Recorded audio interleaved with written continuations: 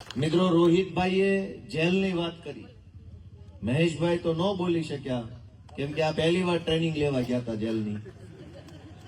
હું તો master degree કરેલો છું, હું 10 જિલ્લાની જેલમાં રહેલો માણસ છું. એવી ફાવટ આવી ગઈ જેલની કે એની વાત જવા દે. અને મને ખબર છે કે ચૈતરભાઈ જેલમાં ગયા, રાજુભાઈ કરપડા અત્યારે જેલમાં છે. અમારી પાર્ટીના બધા આગેવાનનો વારો આવી ગયો છે, તો એક વખત મને લાગે મારો આવશે. એટલે મેં એક સુટકેસ તૈયાર રાખી છે 10 જોડી વાળી, કે જેથી આપણને ખબર પડે કે આપણા વિરુદ્ધમાં કઈક કાવતરું ભાજપે કર્યું છે એટલે તરત હાલો. ત્યાં ક્યાં તમે ખાઈ જવાના છો, ફાંસીએ ચડાવી દેવાના. અમે જોઈ તમારી જેલમાં શું તાકાત છે અને અમારા કાળજામ કેવડી તાકાત છે, અમે ન જોઈ લઈએ. કઈ જેલું બેલું થી ડી જાય તો આ દેશમાં આઝાદી ક્યાં આવવાની હતી? પૂર્યતન ગાંધીજીને આની કરતા વધારે શક્તિશાળી અંગ્રેજો હતા એ જમાનામાં.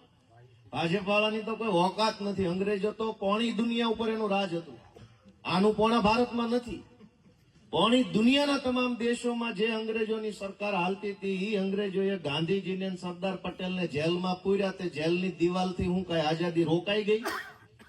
જેલની દિવાલોમાં ઈ જમાનામાં એવી તાકાત નહોતી કે ક્રાંતિને રોકી શકે, ને આ જમાનામાં જેલની દિવાલમાં પોલીસના દંડાની તાકાત નથી ક્રાંતિને રોકી શકે. અમારી જેવા માણસો બેઠા છે, અમે લડશું.